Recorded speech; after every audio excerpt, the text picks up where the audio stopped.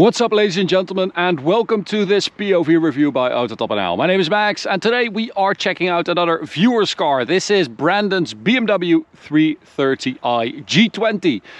It is a very nice car, a very nice spec as well, and Brandon thought it might be tuned. So he saw something on the power meters in the dash, and he said, well, I feel like it might be going up a bit too high, so maybe you guys can test it and see whether it actually has stock power or it has a bit more. So we took it to the Autobahn and it is stock, but we are still going to cover it because I would like to drive this car and do a little bit of a comparison review to the M340i. Of course, we have a lot of experience with that car. Martijn's family car is an M340i, and well, I love the 330, so it would be nice to sort of drive it and compare it to the M340i. So we're going to do a quick walk around and then take it for a drive towards the Autobahn for an Autobahn blast. Now, speaking of M340i, Brandon actually installed these inserts in the front bumper. Normally you have like two fog lights in here. Well, one there, one there. But he replaced it with this inlay from an M340i, which gives it a much more aggressive front end. I have to say, I think it's a very resourceful modification. Very clever. And then we've got an M Performance little splitter there on the bottom in black. This is Dravit Grau, a very nice color, especially when the sun hits it. Super deep and flaky, metallic, very nice, sort of a gold flake in there. Then we've got these 19-inch wheels with Michelin Pilot Sport 4S tires. A very good tire, of course, 225 at the front, and the M Sport brakes behind that, as you can see. So this, of course, is a rear-wheel drive car instead of the M340's X-Drive, which means that this car, especially around this area, is a lot lighter. I mean, a lot. So if you take a 330i Touring compared to an M340i Touring, it's a 230 kilo difference. Which is a lot. That is quite crazy. Most of that is at the front, of course, because you don't have X-Drive and you have a 4-cylinder instead of a 6-cylinder. And Performance side skirt there. We've got shadow line all around, and then a little spoiler at the rear as well. And Performance, and the black bumper, the black tailpipes. I have to say, I think a 330i might be a better looking car than an M340i. I think, you know, I prefer this rear bumper design with those two exhaust tips over the M340i's weird angular thing that is just a part of the bumper and not really an exhaust. With this thing, you still have like a regular exhaust, as you can see, like an exhaust tip. So it's not fake like with an M340i.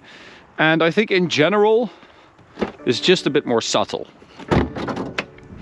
So let's check out the engine, the B48 2-liter turbocharged 4-cylinder, which actually is a very good engine. It works in this car, it really does. 258 horsepower, 400 newton meters of torque. If you would go stage 1, like Brandon thought it might be, you go to 300 horsepower and 450 newton meters of torque, which is quite nice. This, of course, is basically the B58 with 2 cylinders less. The B58 in the M340i has 500 newton meters and a 374 horsepower. So it is quite a big difference in power. But again, it is quite a big weight difference as well. Now, of course, dynamically speaking, you do have a few things that you're missing. Suspension wise, of course, I think the M340i has a bit better setup, even though this car does have the adaptive dampers, which is quite nice. So you have comfort and sport, but also an M340i has a diff at the rear, of course, which this car does not have. It is an option. On the 330i you can get an M Sport differential at the rear, which it could use if you really want to push the car. I would suggest going for that diff, because I think it would make quite a big difference. Now, a little side note, the M340i is only available with xDrive in Europe. So if you live in the US, you have a rear-wheel drive M340i, which we are quite jealous of. That, of course, kind of changes this comparison, because then the weight difference is a lot less big as well. But we're just going to, you know, stick with the European versions, or the international versions, I would say. Most people only have an xDrive M340i available in their country. So as I said, this car still has a little bit of a pop and bang, which apparently they got rid of after a few months with a software update, which I'm not sure if a 4-cylinder pop and bang.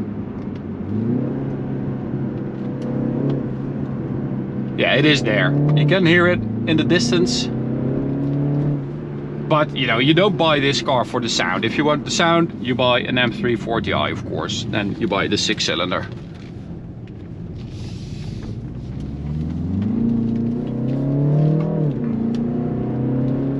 The thing that struck me most, though, when I drove it again for the first time today, after not driving it for, I think, 2 years, it is a really 4 years. 4 years?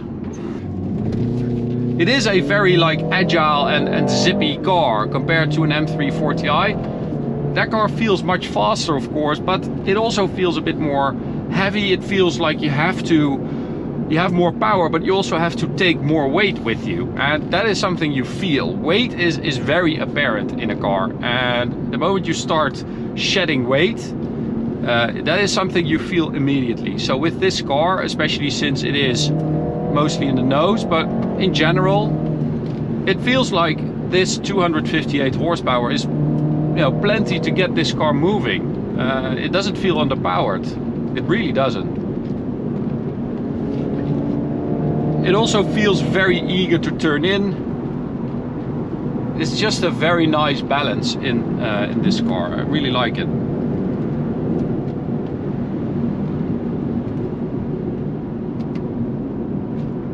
Also, of course, price difference wise, not only new but also on the used market, is quite big. So you're looking at almost 20,000 euros price difference compared to an M340i. And you know, if it were my money, I would seriously consider if that is worth it, because this car is almost as good at almost everything.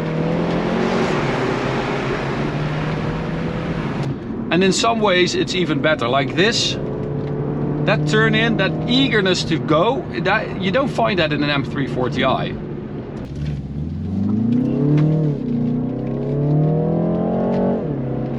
This, of course, is, you know, that is a difference. You can ride that torque in an M340i, which this has a bit less of, and you do feel that. So I think for real like dynamic driving, for sporty driving, you are going to notice that you don't have that power and you don't have that torque, and yeah, that is the biggest difference, I would say.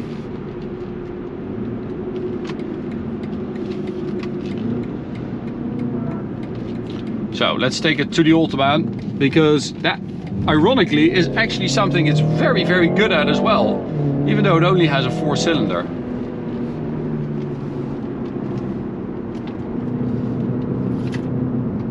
I mean, that is not bad. That feels, you know what, it feels natural.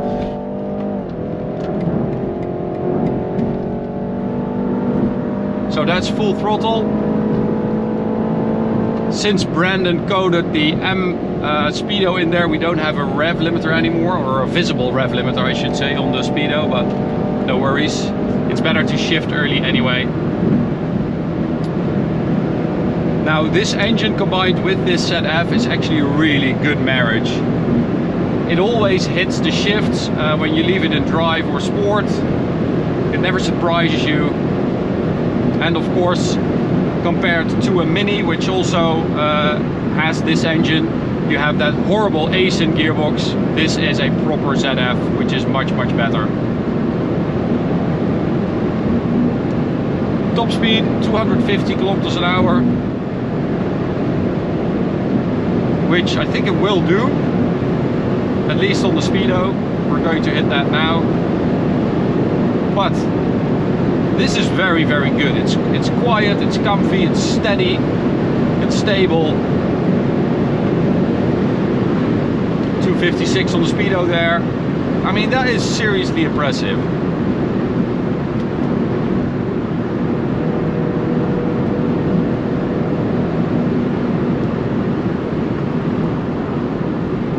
So we did test the 100 to 200 to see if it was in fact tuned, and we did like 16.5 seconds, which is exactly the same as the first time we drove it. So that means that after 92,000 kilometers, this thing is still performing like it should, which is a good thing. Apparently, you know, these are pretty good engines.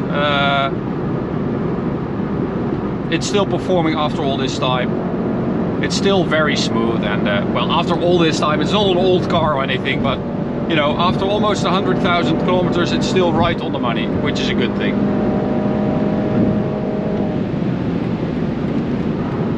Brakes are actually quite nice as well. Of course, that is a big difference with an M340i braking wise, because you have so little weight, relatively speaking. You also need less powerful brakes. Brakes actually are one of the worst things on an M340i, and I feel like these are a bit better equipped for their job. Yeah, they perform a bit better, I feel like.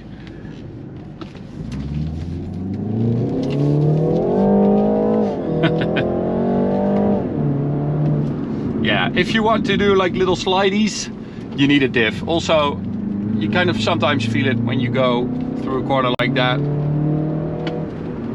But it's actually not bad. I really love that turn in. This nose is so impressive. It's so good. This is like classic 3 Series handling, right? You have a very eager nose. It really wants to turn in, and then when you push it a bit too far, that rear end starts sliding a little bit, and it's very controllable. So yeah, that is a proper 3 Series. I really like it. And for the price difference, I mean, it's very difficult. This might actually be well, it's definitely the more sensible thing to do. If you would, you know, leave that M340, leave that 6-cylinder, leave that sound, leave that power, that's up to you. But for the money, you actually get a lot of value here with the 330i. If you are looking for one on the second-hand market, I mean, I would suggest going for one with that M Sport differential. That would definitely improve handling. Yeah, Brandon, amazing car you've got. Thanks so much for letting us have a go in it. To you guys, thanks for watching.